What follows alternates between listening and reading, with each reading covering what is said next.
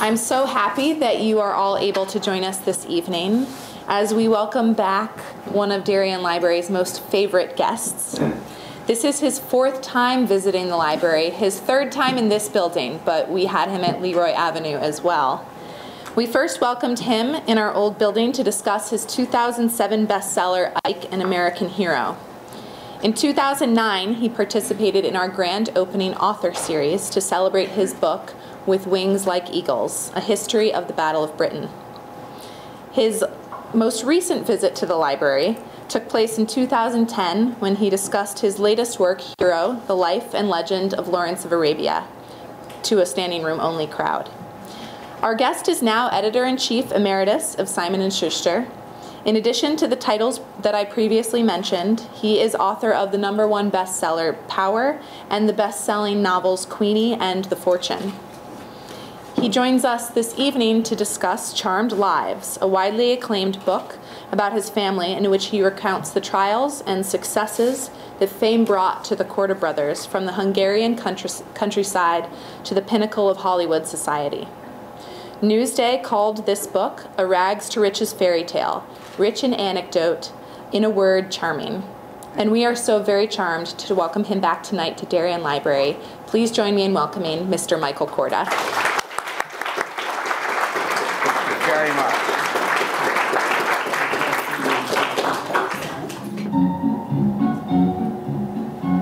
I never knew the old Vienna before the war with its Strauss music, its glamour and easy charm. Constantinople suited me better. I really got to know it in the classic period of the black market. We'd run anything if people wanted it enough and had the money to pay. Of course, a situation like that does tempt amateurs, but, well, you know, they can't stay the course like a professional. Now, the city, it's divided into 4 zones, you know, each occupied by a power, the American, the British, the Russian, and the French.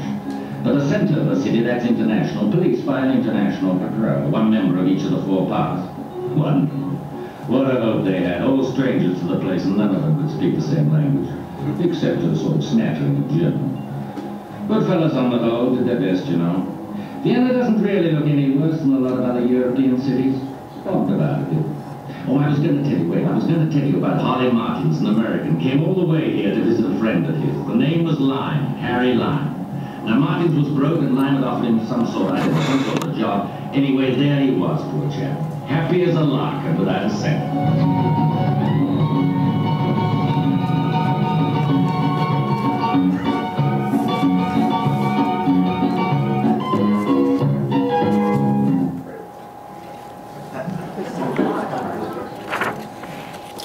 Those of you old enough will recognize that as the opening of The Third Man with Joseph Cotten, Orson Welles, Trevor Howard, and Valley.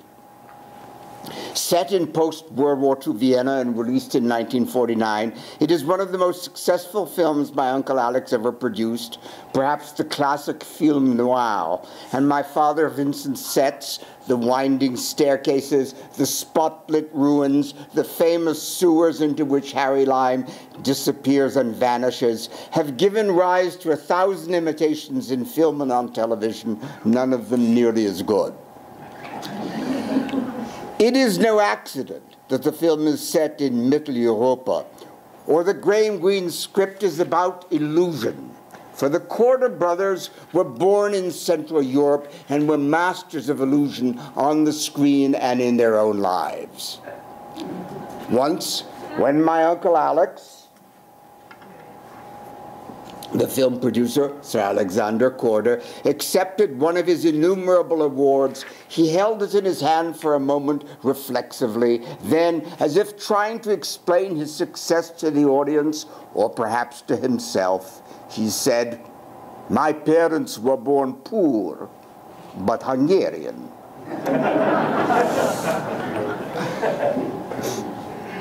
The 3 Korda brothers grew up poor, but Hungarian, and all 3 became famous, successful, and legendary in the film business, something of a statistical miracle in itself. No black sheep, no failures, no mediocrities. The 3 boys, 3 famous filmmakers. My Uncle Alex directed The Private Life of Henry VIII. My Uncle Zoltan directed Elephant Boy, Sanders of the River, The Four Feathers, Sahara, and Cry the Beloved Country. My father did the art direction for The Private Life of Henry VIII. Here is one of his early sketches for it, for the beginning of the film. He also did The Thief of Baghdad, Jungle Book, and The Longest Day. He started his career as an art director with Marius in 1931 in Paris, and lived long enough to do Nicholas and Alexandra for Sam Spiegel in 1971.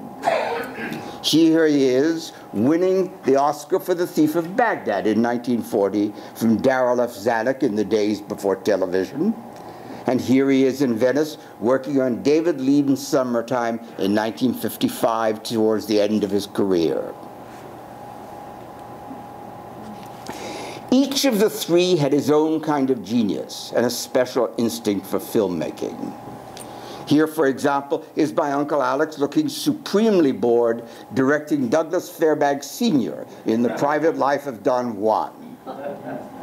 Strange for three boys from the remote farming village of Turkeve in the vast Hungarian Kunszag, or plains, who were born not only poor and Hungarian, but Jewish. Never an advantage in 19th century Hungary, still less in the first half of 20th century Hungary.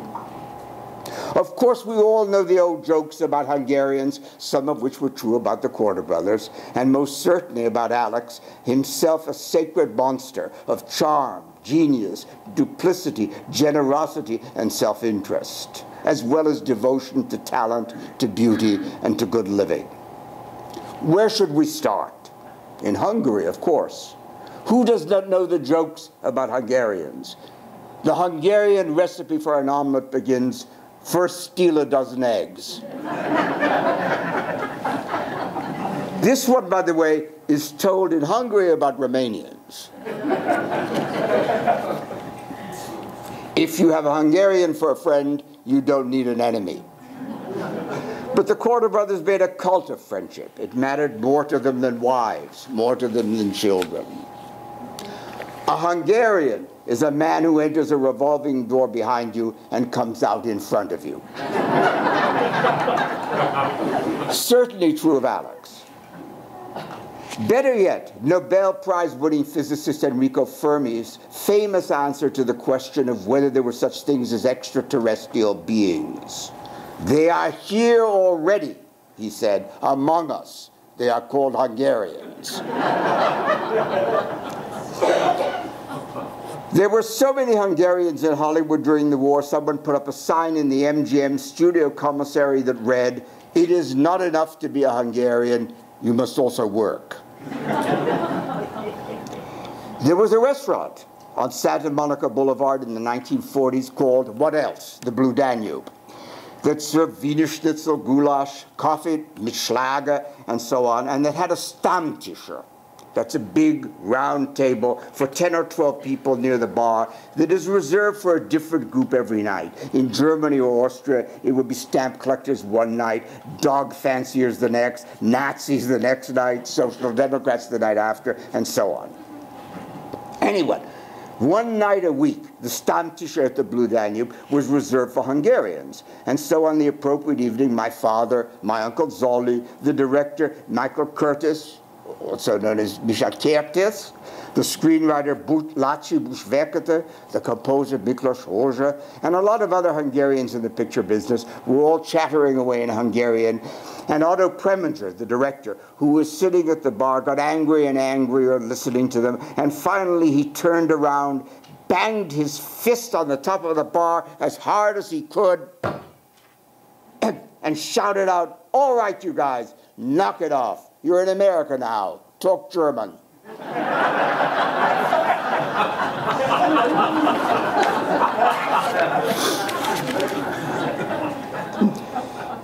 The three Kellner brothers, Alex, always good at inventing things, naturally reinvented the family name as soon as he was old enough to do so, were born in the Hungarian countryside before the automobile was invented, in an age when the Austro-Hungarian Empire was still one of the great powers, ruled since 1848 by the Emperor Franz Joseph. Once, when my father was 6 or 7, His mother woke him up in the middle of the night, and they walked down to the railway station where they stood on the platform. My grandmother was a formidable woman, not given to explanations.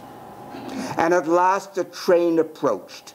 It was, in fact, the imperial train. And in the last carriage, as it went by, sat a very old man with white mutton chop whiskers, wearing a white full uniform with all his decorations and reading a newspaper. My grandmother hit my father over the head as hard as she could with her umbrella and said to him, "Now you will never forget for the rest of your life that you once saw His Imperial Majesty, the Emperor Franz Josef." And here he is. Who would have believed it? The emperor of an empire that vanished in 1918 and took with it so much more than we can even think about now. The Kellner boys grew up in that vast, flat agricultural plain of Central Europe with its wheat fields and orchards, a part of the world not unlike the American Midwest at the end of the 19th century, except for the absence of Indians. Although the brothers played games of cowboys and Indians inspired by Alex's precocious reading of the Western novels of Karl May, the German Zane Grey, also oddly enough, Hitler's favorite novelist as a child.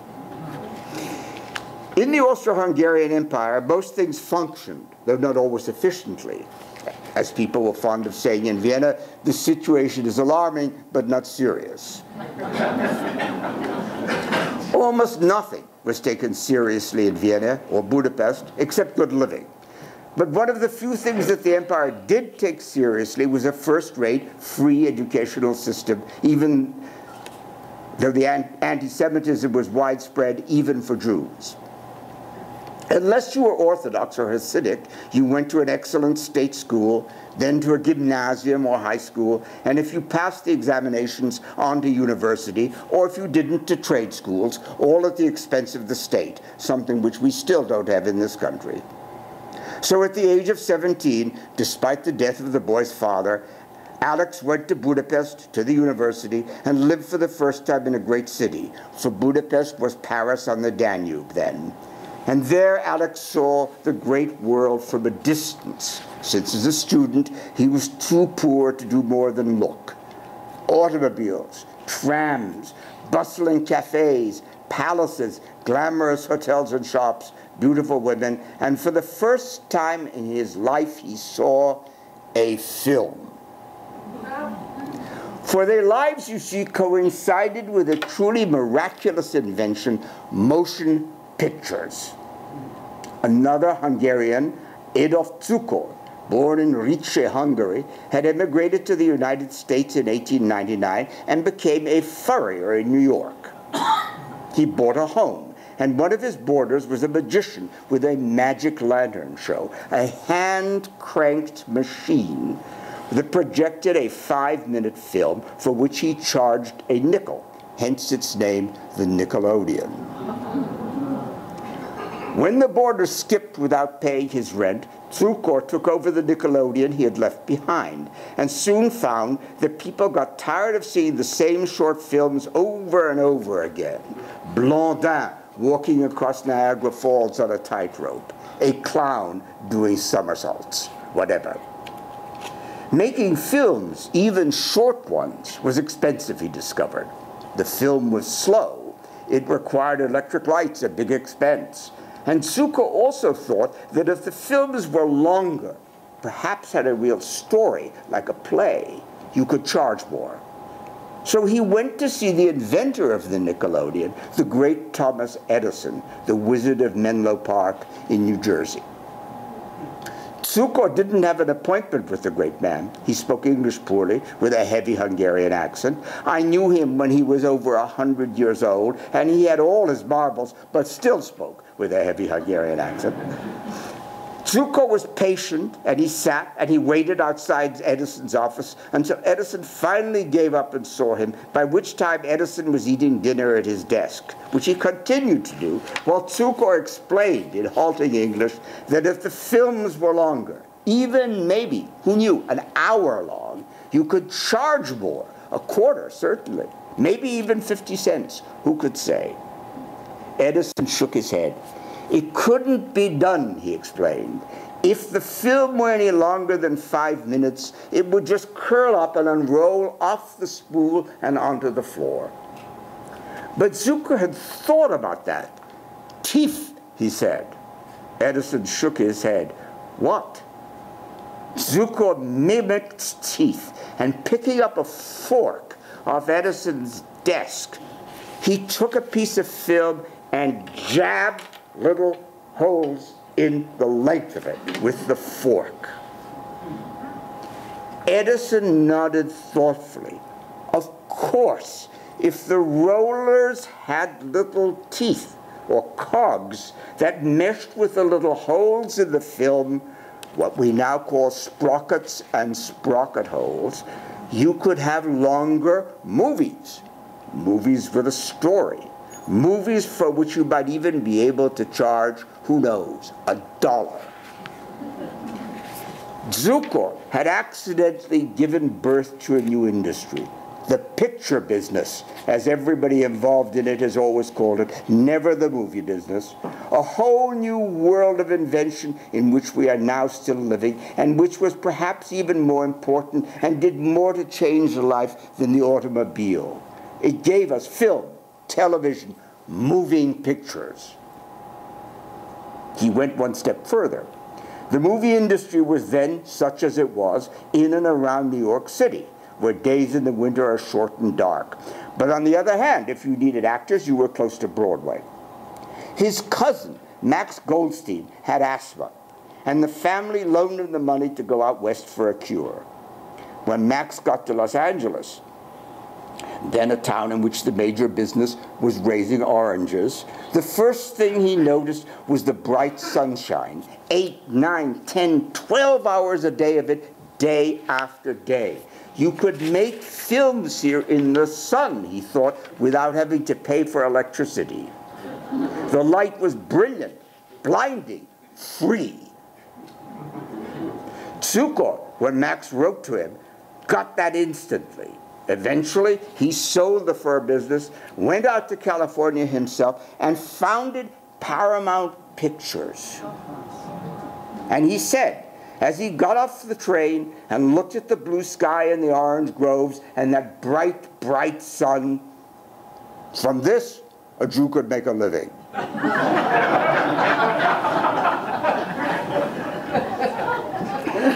Which I once suggested should be written in neon lights above the exit from Los Angeles Airport as a tribute to Adolf Zucker, Hungarians, and the birth of the motion picture business.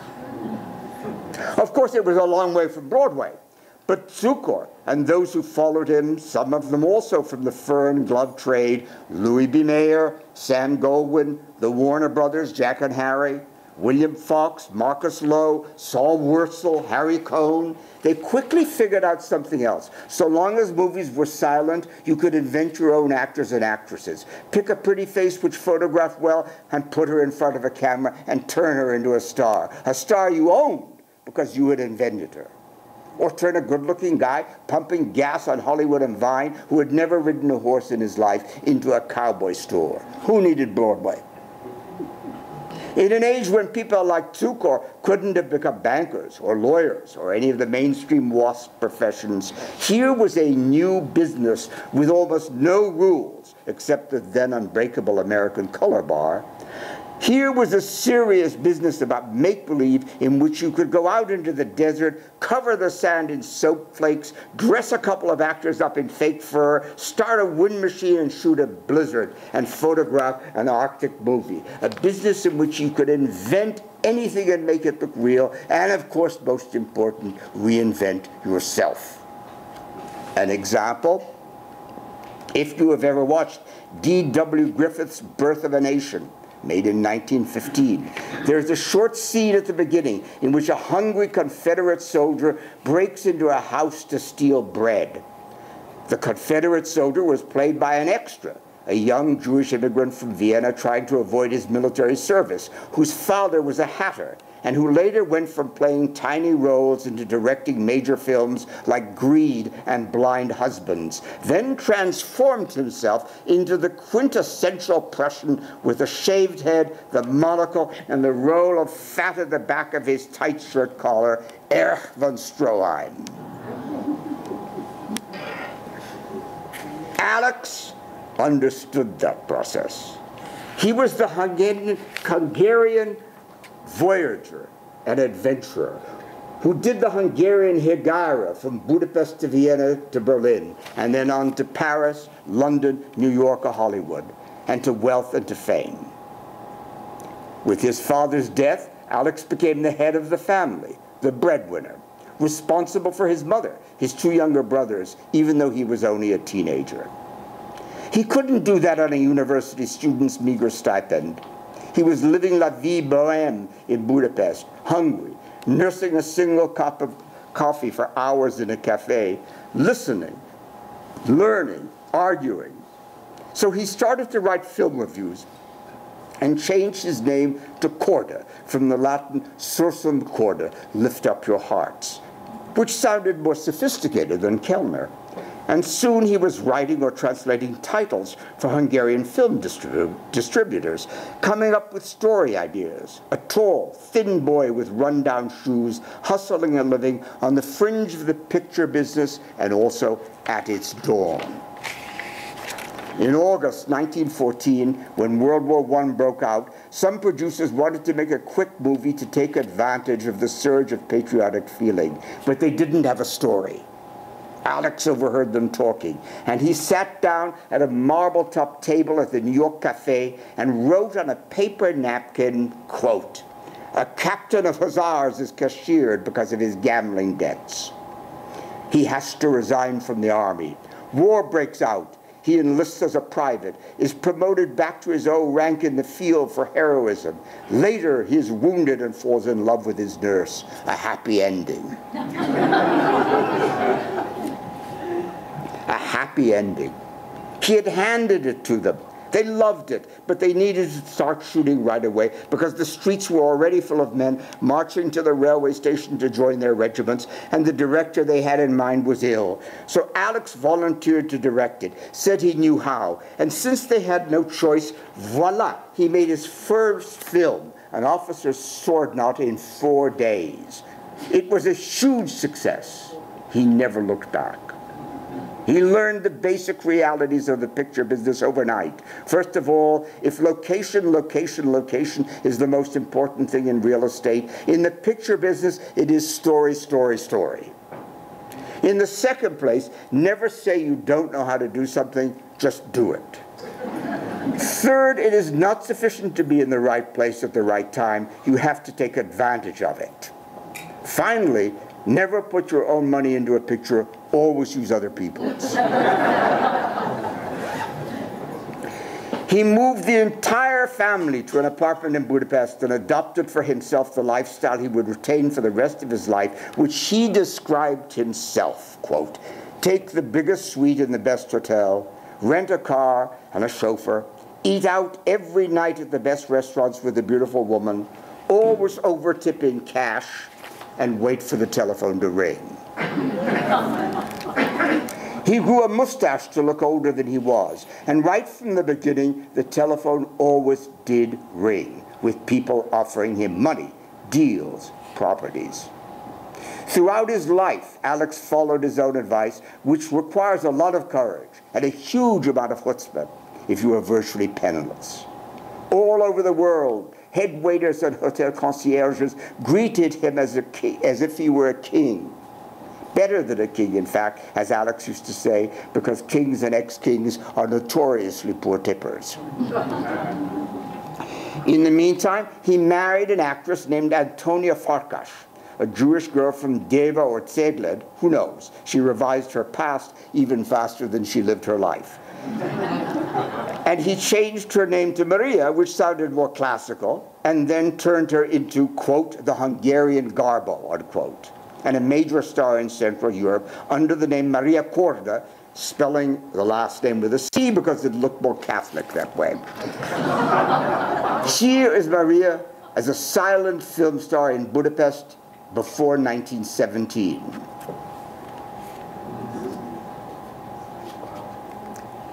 Alex thus broke what would become another of his wise statements about the picture business.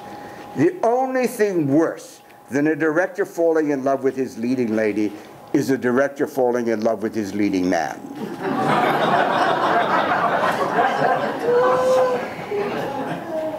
He had already learned, however, the wisdom that would guide him through life as a film producer.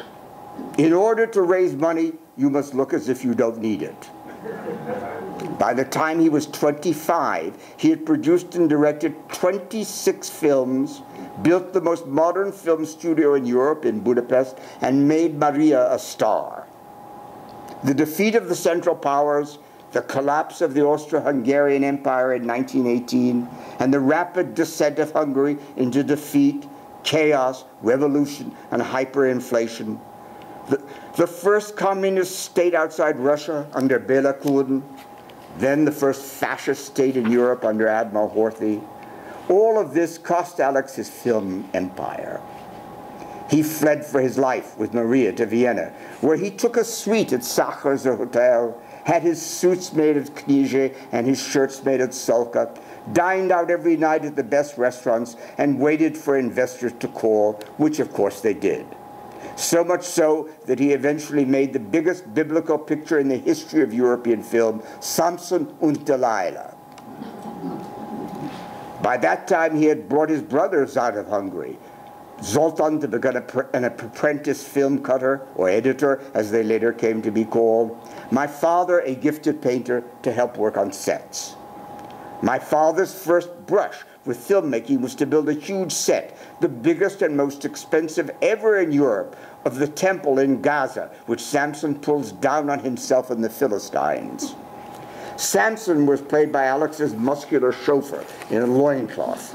And the set was designed so when Samson strains against his bonds, he pulls the column down and the set collapses, without, of course, killing anybody. All morning, the chauffeur pulled against the trick columns of the temple, but couldn't move them. My father kept weakening the columns by cutting into their base, but it was still no good. So Alex finally closed everything down for lunch, and while they were all sitting in the nearest cafe having lunch, there was a huge noise, and the most expensive set in European film history collapsed in a pillar of smoke and debris by itself.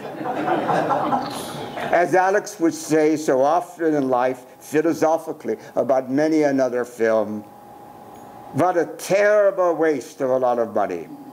Other people's money, to be sure, but still a lot. Alex was always a realist about money. He once said, which is very true, poverty brings out the best and the worst in a man, and it brought out both in me. Money, on the other hand, promises everything and gives nothing. But you have to be rich in order to despise it. Himself, he always lived in the same style, whether he had money or not. In 1923, he made the move from Vienna to Berlin, then second only to Hollywood as a filmmaking capital, the city of Brecht-Weil's Die Groschenoper, the threepenny opera, of cabaret, as it was to become, of all that was best and worst in Europe. And he took a suite at the Adlon Hotel and had his suits made at Stavropoulos, ate at Horscher's with Maria on his arm, and waited for the money to roll in, which of course it did. So he made over a dozen films there, starring my Aunt Maria, including Madame wünschte keine Kinder, Madame doesn't want any children, a very daring title for the day. A film now best remembered because it was the first time that Marlene Dietrich ever appeared on screen, as an extra. But it was a big hit then. So big that Maria was offered a Hollywood contract by First National with her husband, Alex, to come along as part of the deal to direct her. She was the big star. Alex was merely the husband-director. So he came to Hollywood the way Marit Stiller came as part of Garbo's contract, and Rudy Sieber, Marlene Dietrich's husband, would later come as part of her contract. Alex hated every moment of it. hated every palm tree, hated avocados. But he labored mightily to make The Private Life of Helen Troy, starring Maria and Ricardo Cortez, whom Louis B. Mayer once called, quote, the only leading man in Hollywood who ever renamed himself after a cigar. He made it for First National, which was partly owned at the time by Joseph P. Kennedy, father of President Kennedy, who thought Alex, with his Hungarian accent, his monocle, his sulcus suits, was a stuck-up European phony. The Private Life of Helen of Troy was, alas, the last great silent film epic. It appeared at almost exactly the same time as the biggest revolution in the history of film since sprocket holes, sound.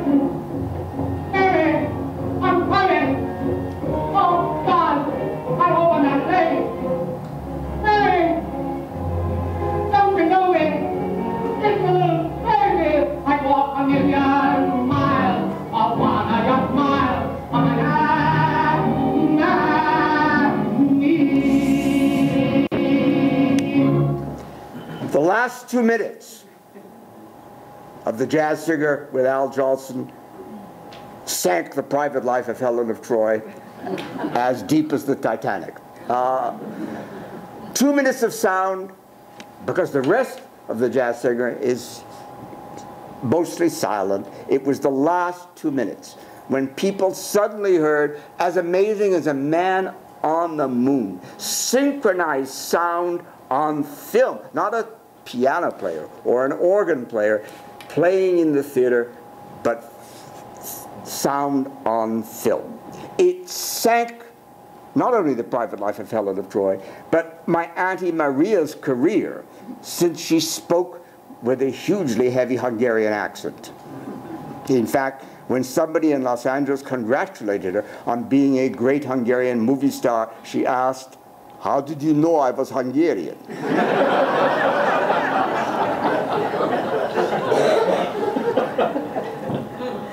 It also sank Alex's marriage. Maria blamed him personally for the talkies.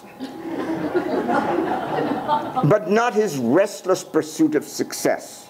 So he went back to Europe alone, having lost his marriage, having lost all his savings in the big crash of 1928, and took a suite at the Ritz Hotel in Paris, and summoning my father away from his easel and his mistress in Saint-Paul-de-Vence to become his art director, he directed Marcel Pagnol's Marius, starring the great Rému, a huge international success, which brought him an offer to make films in England. Unknown foreign territory then. On his arrival in London, the taxi driver began whistling while driving Alex from Victoria Station to Claridge's.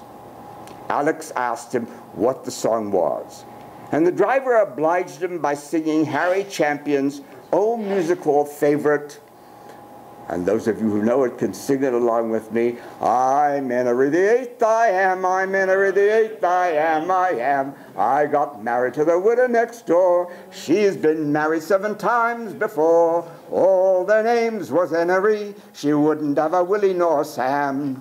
I'm a 8th old man named Henry. Henry VIII I am.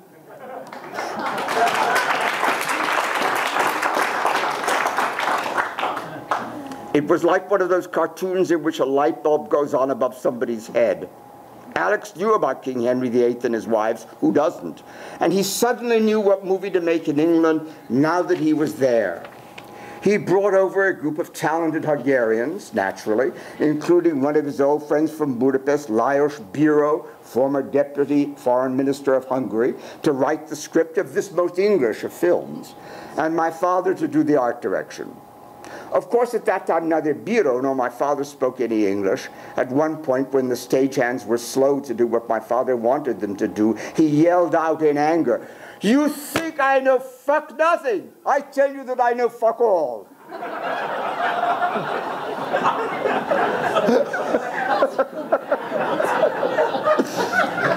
And instantly won their hearts. Alex found his Anne Boleyn in a tea line for extras in the studio cafeteria. A pretty young Anglo-Indian woman, a half-caste, or what we might now call Eurasian, an exotic dancer at the Café de Paris on Piccadilly named Queenie Thompson, whose name he changed to Merle Oberon, and whose birthplace he changed from Bombay to Tasmania, on the grounds that nobody was likely to go there and ask questions. Alex would not only make Merle an international star, he would marry her, once again breaking one of his own rules. And there, on the set of The Private Life of Henry VIII, my father would meet my mother, who had a small role in the movie, and since she had been to a French convent school and they could chat in French, my father spoke almost every language in Europe, but all of them badly and with an Hungarian accent. Somebody once said, he speaks every language as if it were Hungarian. They improbably married. And my uncle Zoltan, who had been brought over to help with the editing, he would go on to become the director of Elephant Boy and Jungle Book and many other films. Met my Aunt Joan Gardner, who also had a small role in the picture. So really my life and the Korda family's place in the English-speaking world, all that there is of that is thanks to The Private Life of Henry VIII, which became the first great international motion picture success ever made in England. Nominated for an Academy Award, its star Charles Laughton actually won one for The Private Life of Henry VIII, and the first picture ever played in the brand new Radio City Music Hall in Rockefeller Center, where it had its American premiere. As people used to joke, it was an all-British film made 100% by Hungarians. Here's a scene of Charles Laughton on his wedding night to Anne of Cleves, from what is probably still the most famous film ever made in England. The Private Life of Henry VIII was released the year I was born, marking the birth of the British film industry, as for a time a rival to Hollywood, and the short-lived birth of a movie dynasty devoted to glamour and make-believe in their private lives as well as their films, and who came to be in a very short time as devoted to Britain as the British themselves. Here they are at their zenith. It was as if the Kordas, who had always been rootless, unless you counted their childhood in Torqueve and Pustatorpatstvo, had grown improbably instant English roots. And here is my Uncle Alex, who not only built London films, but acquired for a time United Artists, in the days when people came to see you off on a flight from LA to New York as if it were a great, huge adventure, standing here with his fellow directors of the Douglas Fairbanks, Mary Pickford, Charles Chaplin, and far right, Sam Goldwyn. Alex had reached the peak of transatlantic success in London and in Hollywood. Thus, it is no surprise that when Alex's friend Winston Churchill wanted him to make a propaganda film in 1940, Alex avoided the usual kind of propaganda, and with another of his strokes of genius, came up with the idea of having Vivien Leigh, then world-famous as Scarlett O'Hara, and Laurence Olivier, fresh from Wuthering Heights. They were then lovers, still married to other people, play Emma Hamilton and Nelson in That Hamilton Woman, a film totally unlike the bombastic and threatening German propaganda films, or even the American ones later to come with John Wayne landing on the beach, Tommy gun in hand, but which instead celebrates the cause of Britain in glamour, style, and charm, just the qualities that Hungarians have always possessed to an alarming degree.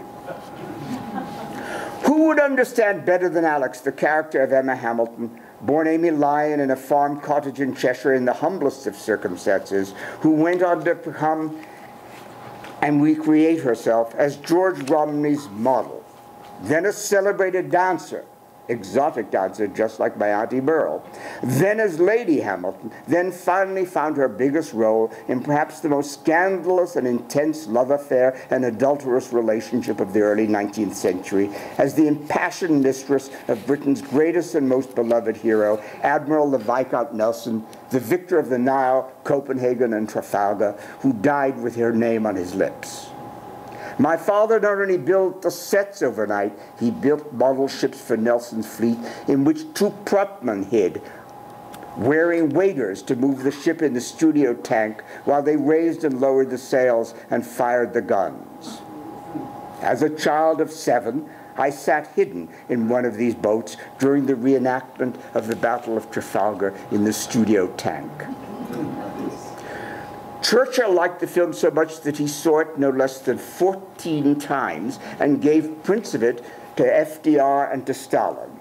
And it was as a result, for many years, the only British film that was ever played in movie theaters in the Soviet Union, where for many Russians of the right age, it was all they knew about England.